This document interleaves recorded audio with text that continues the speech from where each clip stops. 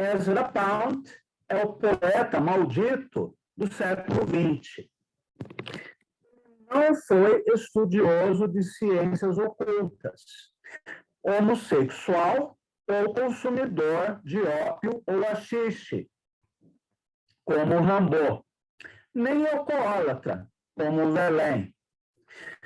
Não pintava os cabelos de verde, como Baudelaire, nem se vestia com roupas de marinheiro, como Tristan Corbière. Evitava escândalos relacionados à sua discreta vida pessoal. Não foi comunista, como Mayakovsky, nem defensor da ecologia, do pacifismo, da desobediência civil ou de outras causas apregoadas por Walt Whitman e pelos transcendentalistas norte-americanos, como Emerson e Thoreau. Ele pertence a uma outra família de poetas e escritores utópicos, que sonha não com um futuro igualitário, mas com o passado da Europa medieval e renascentista. Sua crítica ao sistema financeiro, à usura, é pautada pelo pensamento católico da Idade Média, e ele identificava os banqueiros com os judeus, não com uma classe social, a burguesia, e um sistema econômico, o capitalismo. Pound abraçou a causa fascista, talvez sem entender a natureza do fascismo, que é a face mais cruel e trágica do capitalismo. O poeta norte-americano, que não se sentia confortável no século XX, era da sociedade de massas, da cultura de entretenimento, da indústria, da imprensa e do parlamento, viu no fascismo uma alternativa aos dois extremos. O comunismo, que ele abominava por seu sentido igualitário, e o capitalismo, que abominava igualmente por transformar todas as coisas, inclusive a arte, em mercadoria. No fundo, talvez Pound considerasse esses dois modelos de organização econômica e social como as duas faces da mesma moeda. A modernidade, que surgiu com o Iluminismo e a Revolução Francesa. Este, aliás, foi um discurso adotado pelos próprios fascistas, que se consideravam continuadores do Império Romano. A fantasia ideológica criada pela propaganda fascista foi adotada por Pound, que desejava desembarcar do século XX e voltar ao século XII, época das cantigas dos trovadores, da Divina Comédia de Dante, da pintura de Giotto e das catedrais góticas. Pound não foi o único que acreditou nesse conto de fadas. T.S. Eliot, Fernando Pessoa, Céline, Mishima, Salvador Dalí e muitos outros poetas, escritores e artistas se alinharam a posições semelhantes, embora nem todos declarassem apoio direto ao fascismo, como ele fez, realizando, inclusive, programas de rádio em Roma, em que falava sobre Confúcio, poesia chinesa clássica, e exortava os soldados norte-americanos a desertarem. O preço que pagou por sua atitude foi uma condenação moral que o levou ao ostracismo, ao limbo dos poetas a serem desprezados por leitores humanistas. Pound virou sinônimo de fascismo, o que é uma injustiça, pois sua poesia é talvez a mais importante do século XX, ao lado da poesia de Mayakovsky, que abraçou o comunismo e foi o seu antípoda em quase todas as coisas. Apesar de seu extremo conservadorismo, a poesia de Pound não é menos moderna ou revolucionária que a de Mayakovsky, o que constitui um curioso paradoxo. Um poeta com ideias tão retrógradas foi capaz de escrever uma obra tão avançada para o seu tempo, tanto em sua escrita criativa quanto em seus ensaios teóricos, que estão na base do pensamento da poesia moderna. Esta contradição nos faz pensar no compositor alemão Richard Wagner, anarquista e revolucionário na juventude. Depois, nacionalista, antissemita, reacionário, que mudou a história da música com a ópera Tristão e Isolda. E também em Nelson Rodrigues, Roberto Piva, Jorge Luiz Borges e outros autores que também abraçaram regimes autoritários, defenderam ideias racistas ou misóginas, sem deixar de serem grandes artistas. De todos esses autores, porém, Pound foi o que pagou mais caro por suas equivocadas escolhas. Preso por traição à pátria, foi encarcerado em uma jaula, em um campo de prisioneiros mantido pelo governo dos Estados Unidos, que ele chamava de a jaula do gorila. Eu vou mostrar para vocês uma foto de onde Pound esteve preso. Hannah Duarte, por favor, quem é Hannah Duarte? Oi, Cláudio, sou eu, Isadora. Eu nem sei por que eu estou entrando com o nome da minha outra filha. Eu não sei por. Tudo bem, é só para eu saber quem é. Sou eu, Cláudio, Isadora Salazar. Boa noite. Boa noite, bem-vinda. Obrigada. Então, após ser preso na jaula do gorila, ele foi levado a julgamento. E para que não fosse condenado à morte, foi declarado insano e internado em um hospital psiquiátrico. Possível manobra jurídica para que os Estados Unidos não ficassem conhecidos nos registros da história como o país que matou um dos maiores poetas do século XX.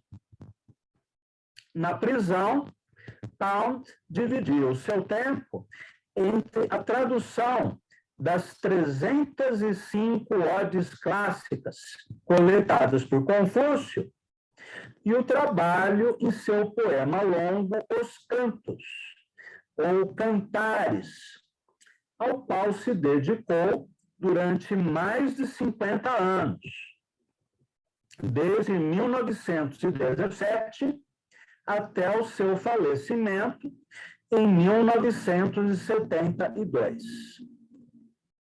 Dedicava-se ainda a exercícios solitários de boxe, que aprendeu com Ernest Hemingway, em troca de lições de poesia, e a brincadeiras com os esquilos, que eventualmente surgiam na janela de seu quarto. ele amarrava um amendoim em um barbante, jogava a guloseima para o esquilo, e quando ele se aproximava para comer, Pound puxava o barbante, pregando uma peça ao animal. O que uma pessoa não faz para usar o seu tempo em um quarto no hospital psiquiátrico? Muito bem. Ao ser libertado do Hospital Santa Elizabeth, em Washington, em 1957, após um período de 12 anos de internação, ele viu a sua reputação ainda maculada pelo estigma do fascismo. Até poucas décadas atrás, evitava-se falar a respeito de Pound, como se ele fosse alguém a ser escondido no porão da história literária. E qualquer um que se dedicasse à leitura e estudo de sua obra era suspeito de também ter convicções fascistas. No Brasil, esse preconceito contra o autor dos Cantos foi vencido, graças ao trabalho ensaístico e tradutório de Augusto e Haroldo de Campos, Décio Pinhatari, Mário Faustino e José Lino Grunewald, que revelaram ao público brasileiro a imensa riqueza de sua obra. Hoje, o estigma foi parcialmente superado no Brasil e no cenário internacional. E já podemos declarar o nosso amor pela poesia e pelo pensamento poético de Pound, sem que isso seja interpretado de maneira política. Hoje vamos falar um pouco sobre a sua biografia, que não se resume a esse triste episódio, e depois apresentaremos algumas ideias estéticas do autor norte-americano, expostas no livro ABC da Literatura, para depois estudarmos a sua poesia. Ezra Pound, poeta, músico, tradutor, ensaísta e crítico literário, nasceu em Hayley, em 1885, e faleceu em Veneza, cidade que amava, em 1972. Formou-se em línguas e literaturas românicas na Universidade da Pensilvânia, em 1906. E, nesse mesmo ano, viajou pela Espanha, França, Itália, e publicou o seu primeiro livro de poesia, A Lume Spento, em 1908.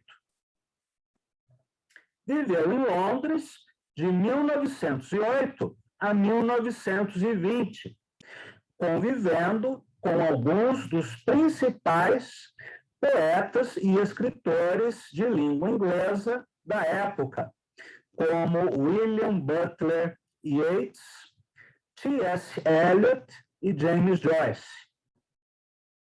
Em 1909, publicou Persone, e no ano seguinte, um volume de ensaios intitulado The Spirit of Romance, de 1910, com importantes textos sobre a poesia provençal trovadoresca, sobretudo Arnaut Daniel. Conhecedor da poesia europeia medieval, redescobriu e editou o poema The Seafarer, o Navegante, um dos mais antigos textos literários das Ilhas Britânicas, escrito em anglo-saxão, redescobriu os poetas metafísicos ingleses, como John Donne, até então desvalorizados pela crítica. Enalteceu a poesia de autores simbolistas franceses, menos conhecidos, como Jules Lafont e Tristan Corbière, e dedicou-se ainda ao estudo de autores clássicos chineses e japoneses. O estudo crítico desses poetas, em geral, era acompanhado por traduções criativas, inclusive do inglês arcaico para o inglês moderno, sendo que Pound considerava a tradução como uma modalidade da crítica literária e do próprio fazer poético. Verteu para o inglês peças de teatro no japonês, poemas chineses da dinastia Tang, tragédias gregas de Sófocles, inclusive adotando a gíria dos negros americanos, o slang, nas falas dos coros, além de escrever poemas no estilo dos trovadores provençais, para mostrar a atualidade de sua linguagem poética. Ao mesmo tempo em que realizou um mergulho na literatura do passado, para elencar os seus pontos luminosos, visando a formação de um novo cânone, ou paideuma, Pound dedicou parte de seu tempo e energia à produção de seus contemporâneos. Realizou a edição crítica, a leitura crítica do poema The Wasteland, de T.S. Eliot. Reconheceu a grandeza do Ulisses, de James Joyce. Divulgou a poesia de Louis Zukowski, que, aliás, era judeu, e de outros autores inventivos que não obtiveram, naquela época, o merecido reconhecimento.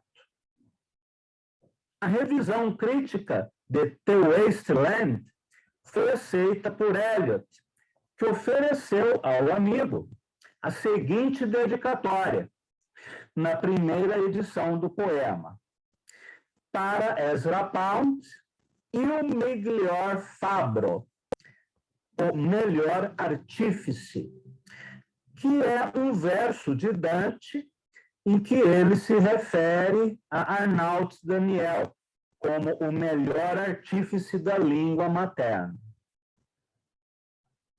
Quando Joyce se encontrava numa situação financeira difícil, não conseguindo sequer pagar o aluguel e já casado com Nora, o poeta norte-americano realizou uma coleta de dinheiro junto a pessoas do meio literário e recolheu uma quantia considerável que entregou ao autor de Ulisses.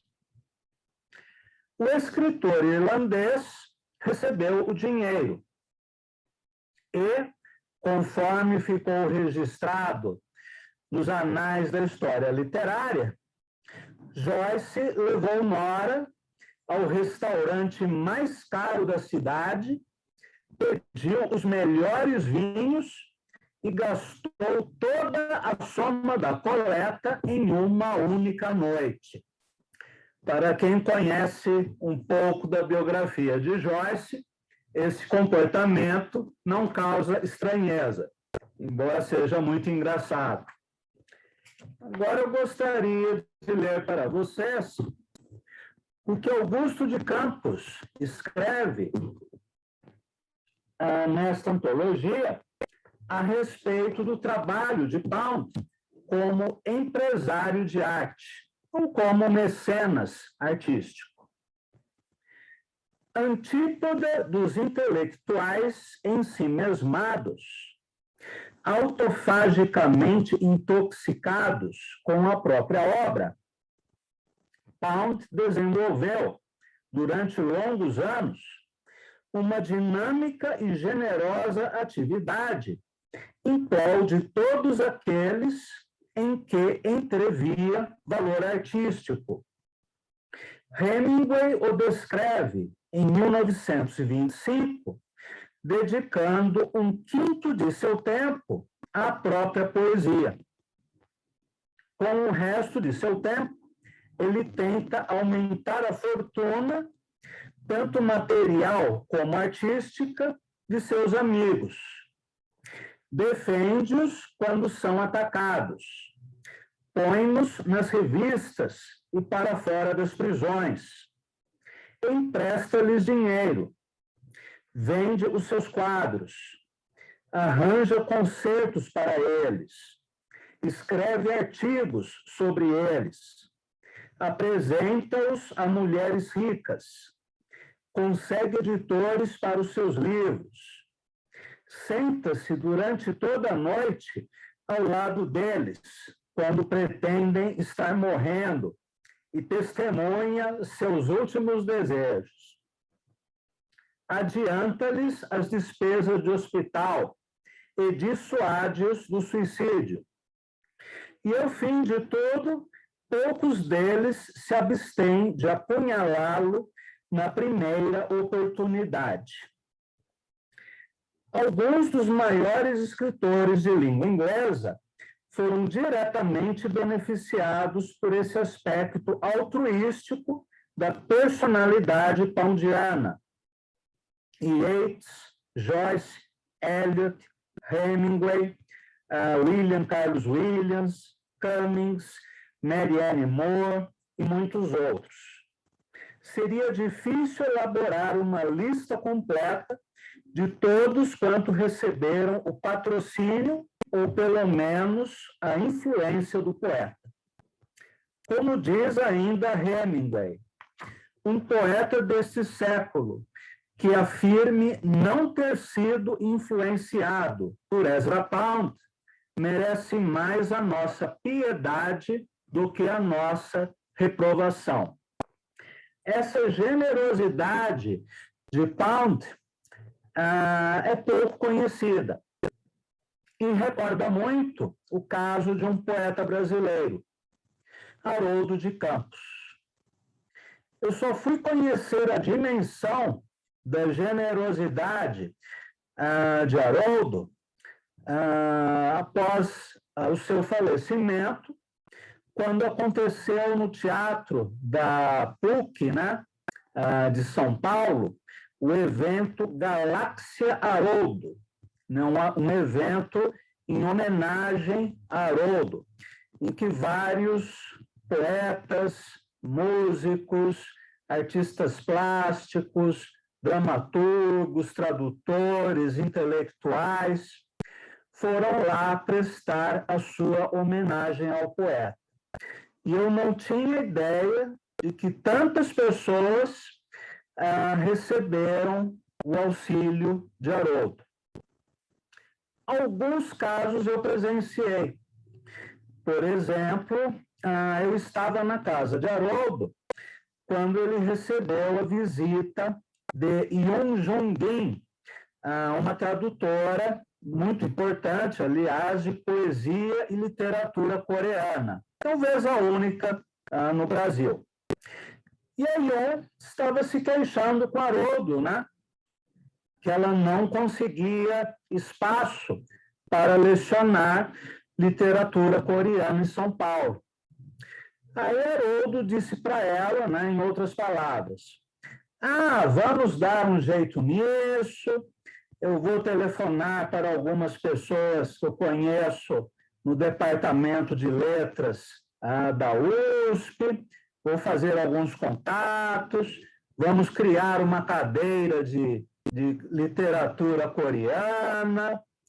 Aí eu ouvindo o Haroldo falar, pensando, bom, ele pode ser uma pessoa bem intencionada, generosa, mas não se cria um departamento assim de uma hora para outra, e não é que criaram a cadeia.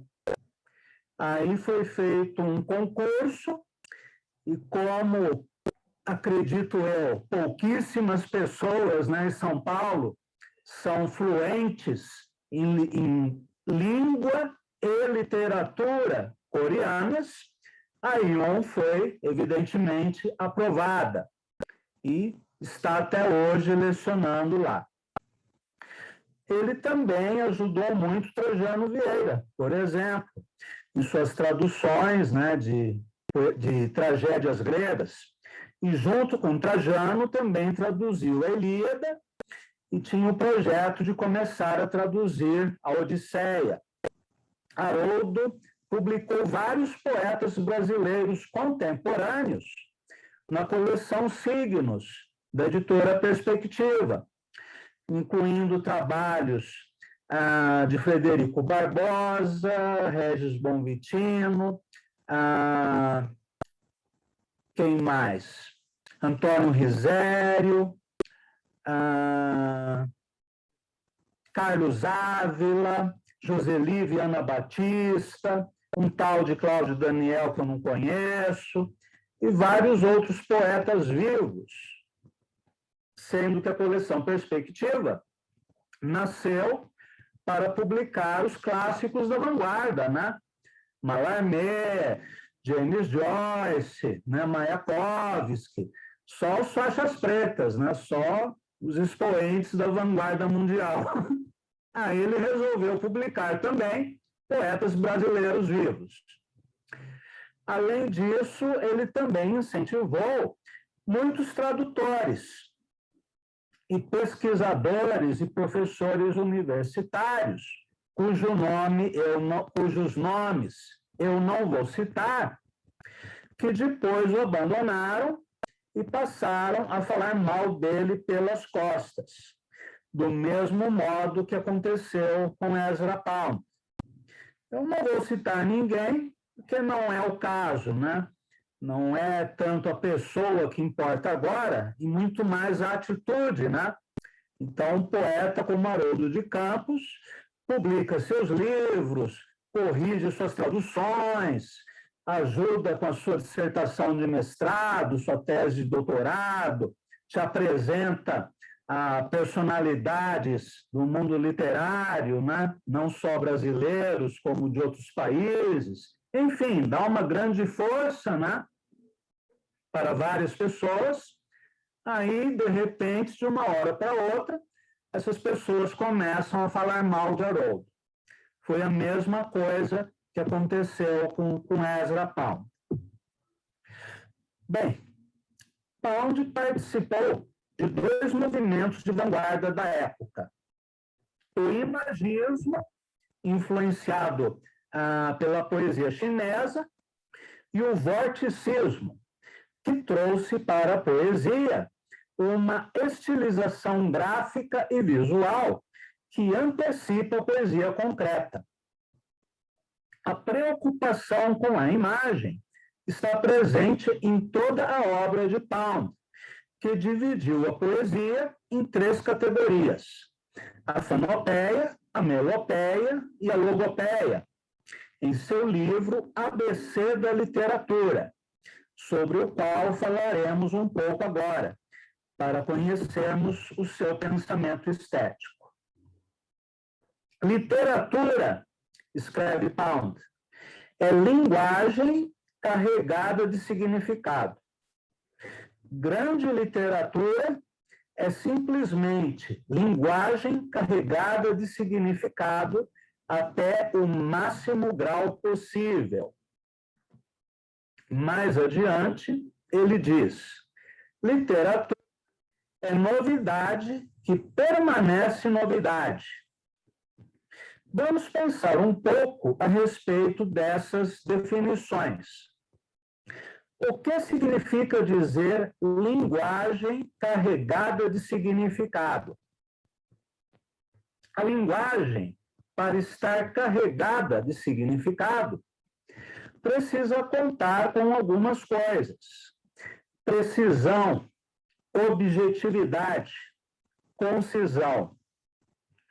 Pound, aliás, gostava de lembrar que, em alemão, poesia se diz dichten, que significa condensar, concentrar.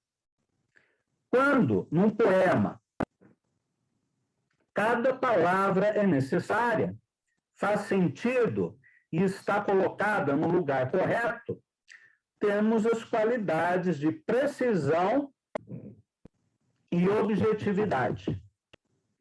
A concisão, ou economia verbal, ocorre quando você usa o mínimo de palavras para dizer o suficiente. Nada faltando, nada sobrando. Como num jogo de quebra-cabeças, onde cada peça está no lugar correto. Agora, por que dizer que literatura é novidade que permanece novidade? Porque obras clássicas, como os poemas de Homero, têm uma enorme quantidade de informações estéticas e referenciais, que não se esgotam em uma ou duas leituras.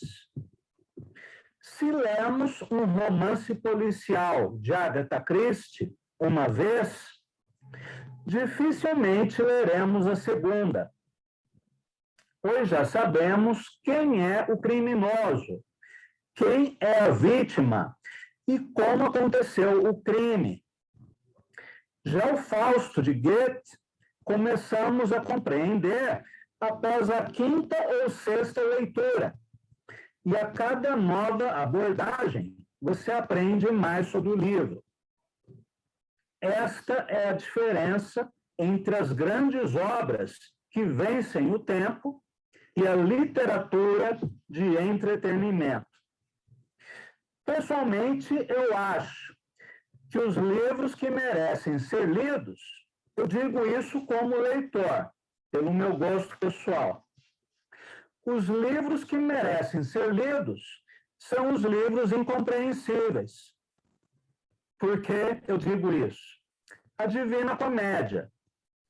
Eu li pela primeira vez o Inferno da Divina Comédia quando eu era adolescente e não entendi nada. Até achei bonito, interessante, instigante, mas não entendi coisa alguma. E ao longo de muitos anos, eu fui lendo, relendo e relendo novamente a Divina Comédia. Eu já dei 2 cursos sobre esse livro, estou dando o 3º curso, em que nós estudamos o livro na íntegra, todos os 100 cantos do inferno, do purgatório e do paraíso. E a cada releitura de um canto, que eu já li muitas vezes, sempre há uma palavra que eu não tinha prestado atenção antes. Um mito que eu esqueci de pesquisar, alguma ideia filosófica, teológica, econômica, que eu não percebi nas leituras anteriores, algum jogo de palavras, enfim, é um livro infinito. Os livros que valem a pena são infinitos, como a Bíblia, Bhagavad Gita, Homero, o Fausto, a Divina Comédia, as peças de Shakespeare, os cantos de Pound e alguns outros poucos livros. O José Ricardo escreveu: você tem conhecimento de algum projeto de reedição da Ilíada do Haroldo? Não tenho notícia de reedição recente. A que eu tenho, acredito que tenha sido a primeira edição. Aí nós teríamos que pesquisar.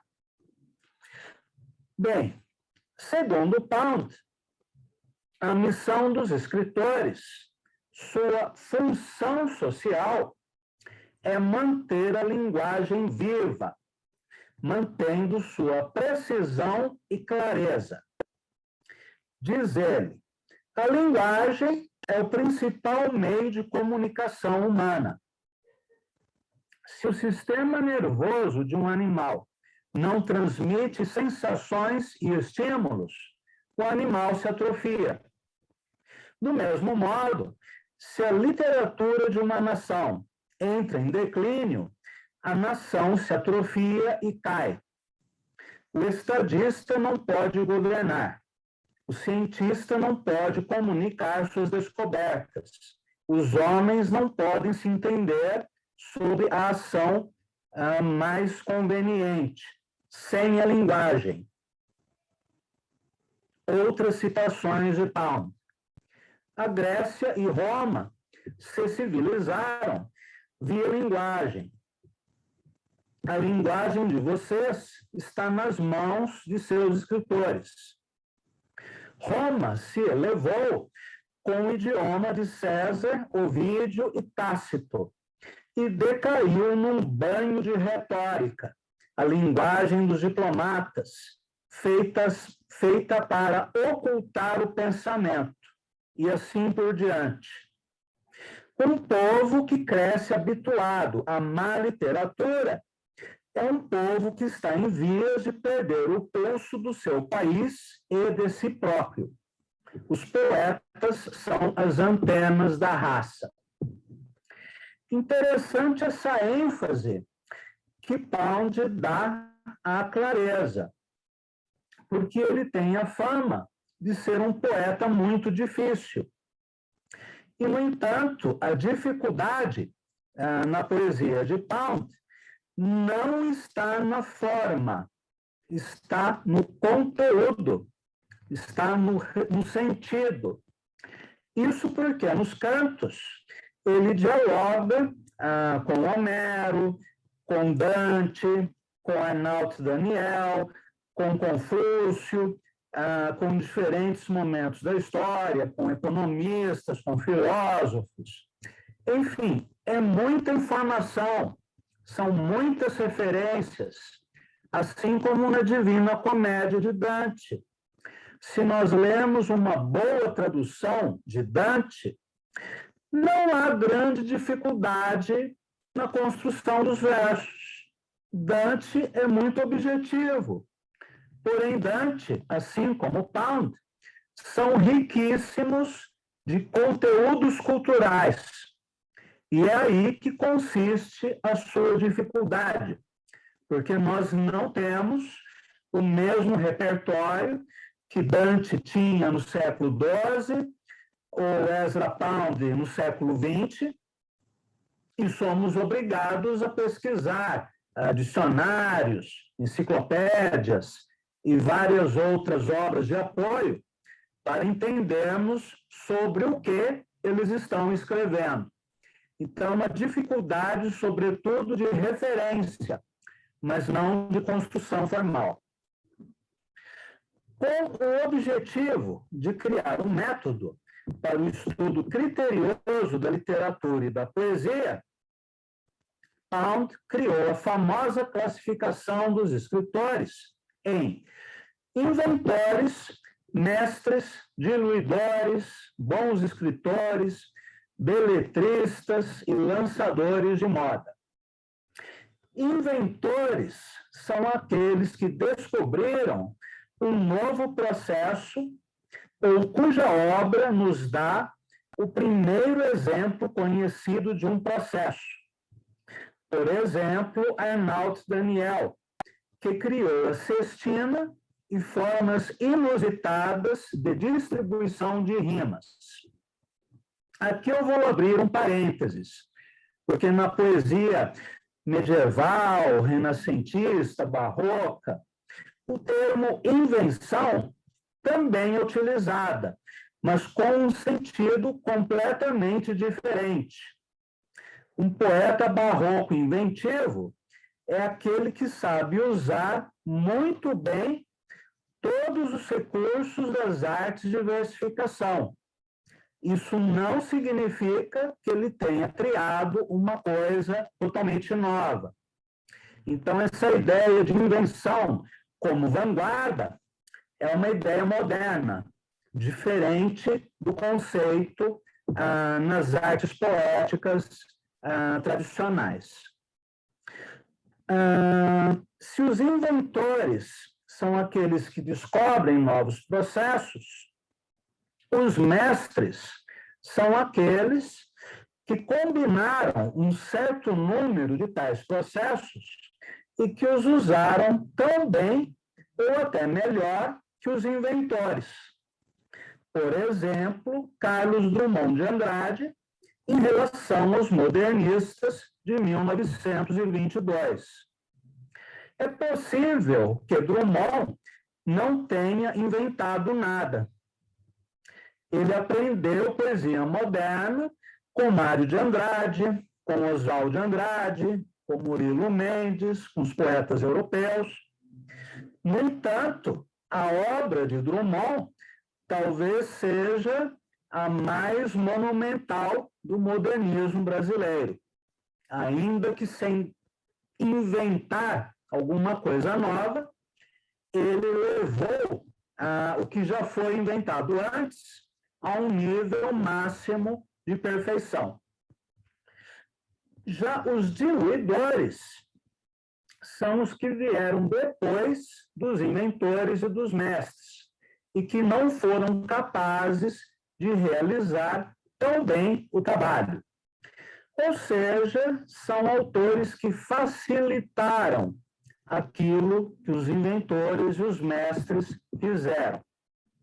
Os bons escritores, sem qualidades salientes, são os que tiveram a sorte de nascer numa época em que a literatura de seu país está em boa ordem ou em que algum ramo particular da arte de escrever é saudável.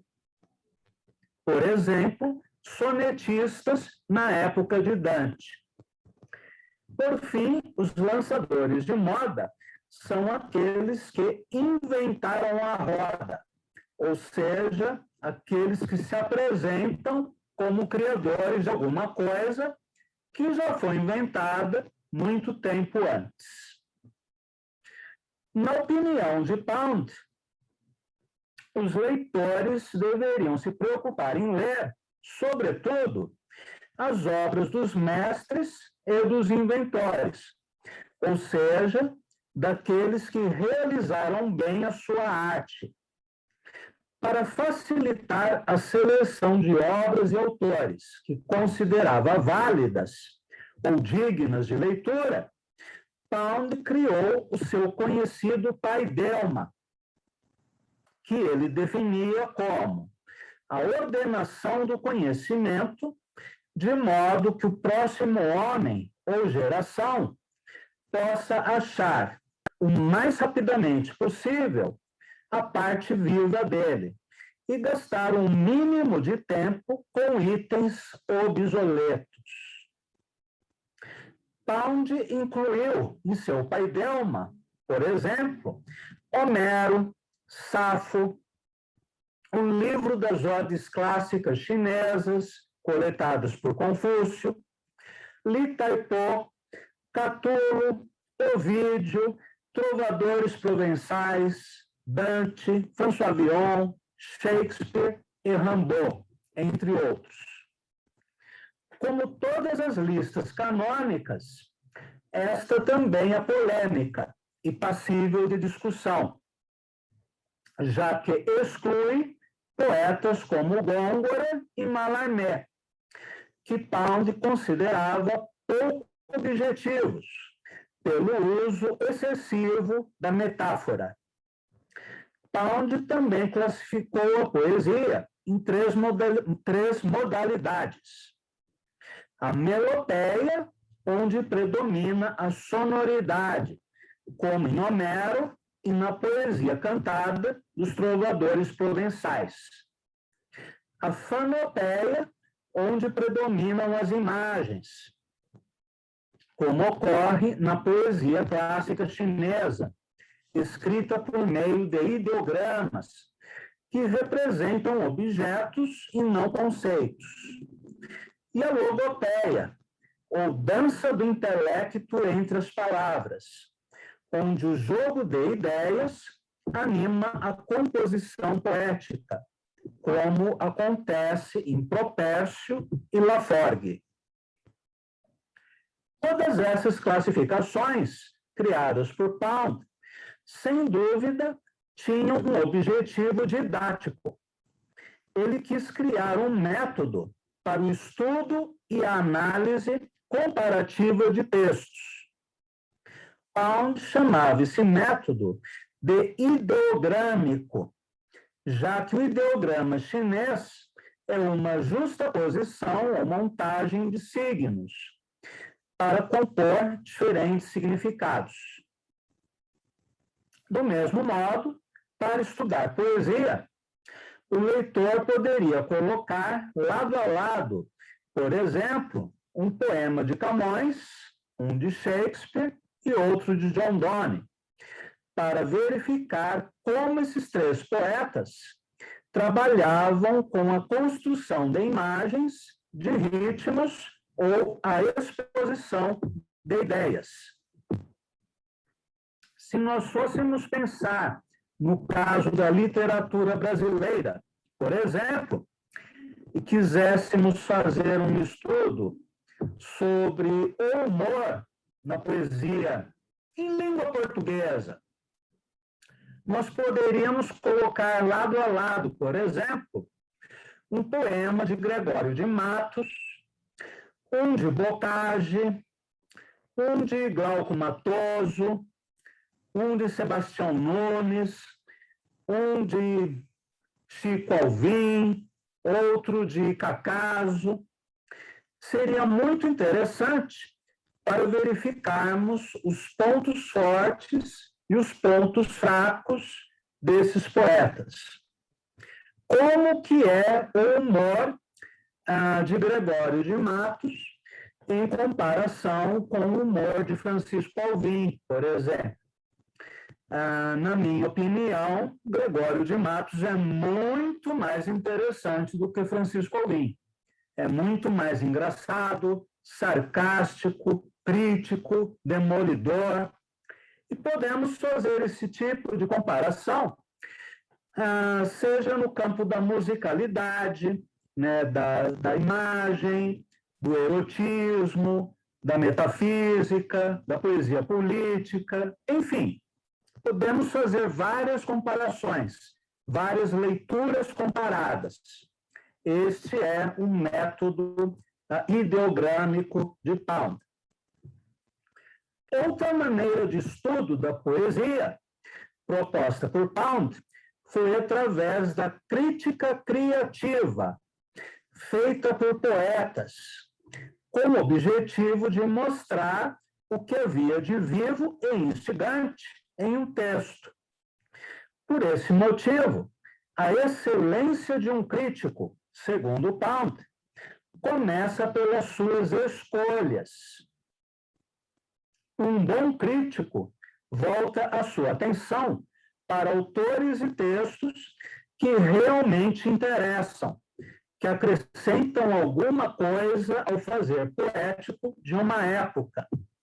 O que recorda uma frase de Charles Baudelaire, em que ele dizia que o bom crítico é sempre parcial. Como que um bom crítico é parcial? Porque ele assume publicamente os seus critérios de escolha. Essa é a minha teoria literária. Esse é o meu gosto pessoal. Esses são os meus critérios para análise de um texto. Em função dessa teoria, desse gosto, desses critérios, eu considero que o poeta X é um grande poeta e que o autor Y é um poeta medíocre. Claro que alguém pode discordar e escrever um outro artigo, mas como? Isso é uma injustiça. E aí começa a polêmica inteligente que acontece por meio de argumentos, não de ofensas, mas de argumentos e citações. Já o crítico que se pretende imparcial, não é imparcial coisa nenhuma.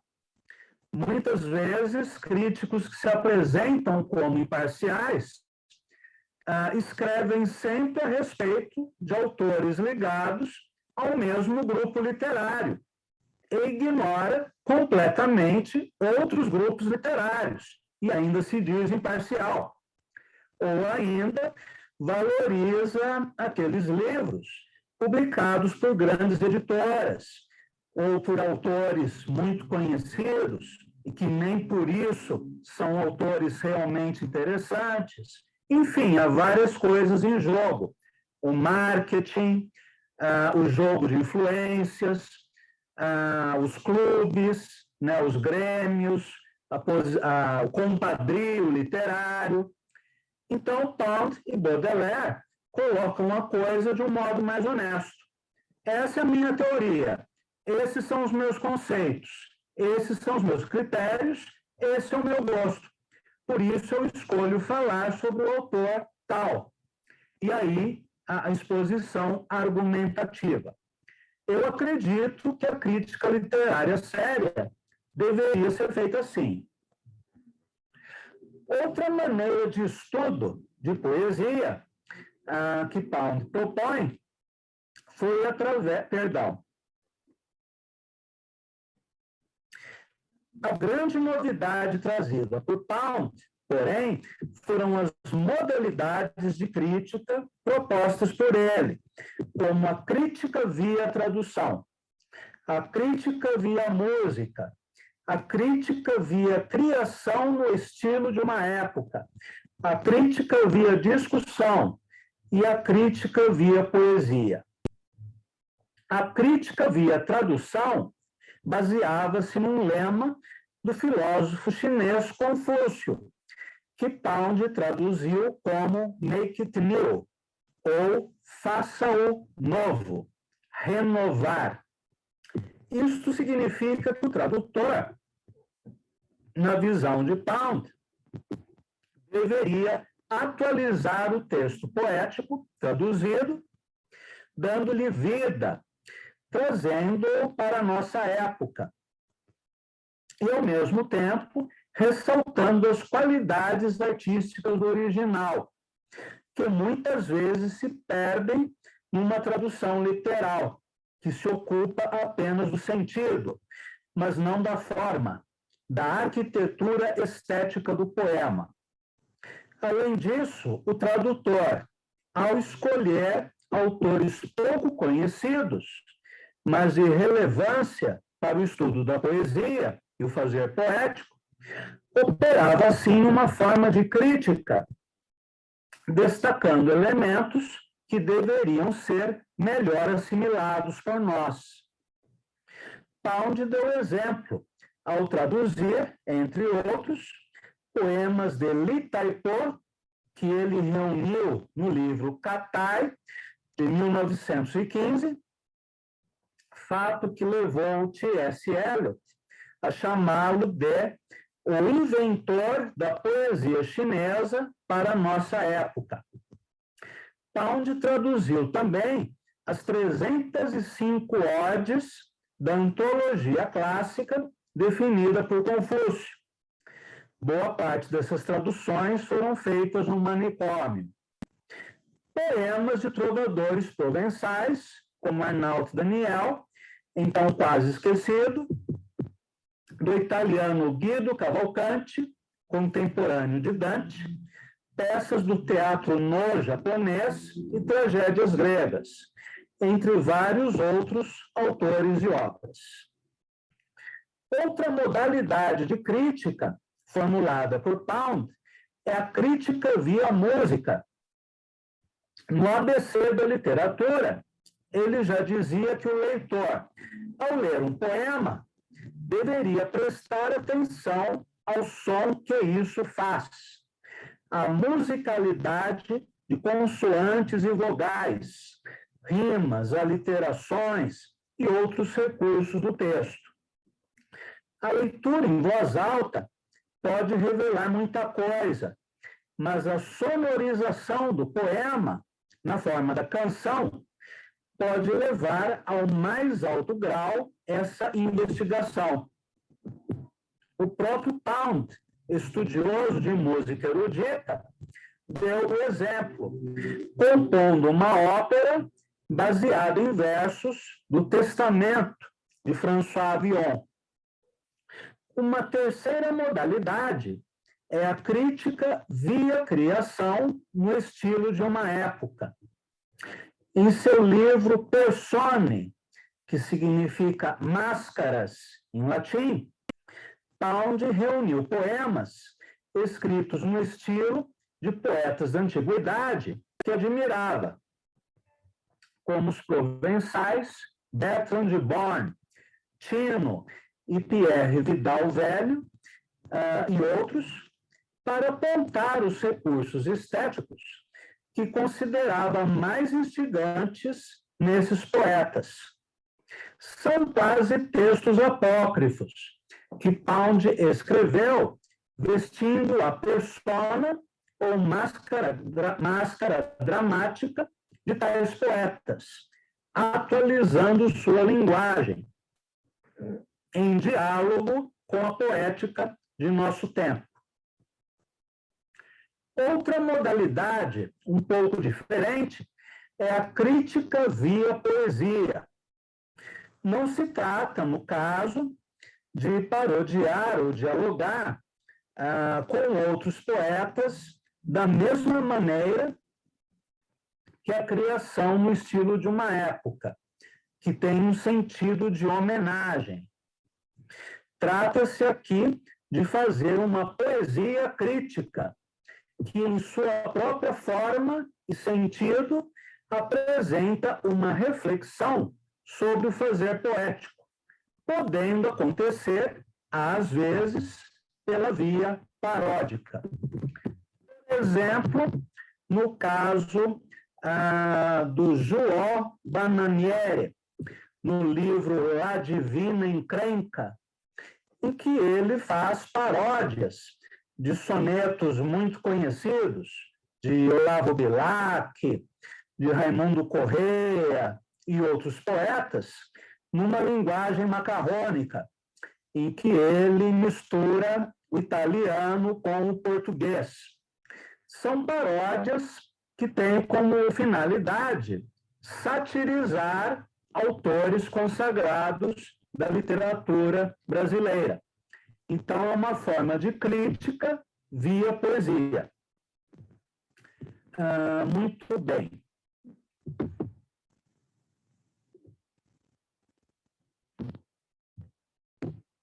Por fim, a última modalidade de crítica formulada por Pound é a via discussão, ou seja, a reflexão e o debate sobre os princípios e procedimentos formais de um poema.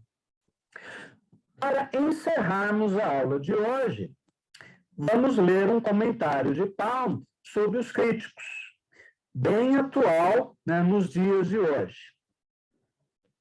Deixa eu só fazer uma pequena correção aqui no texto.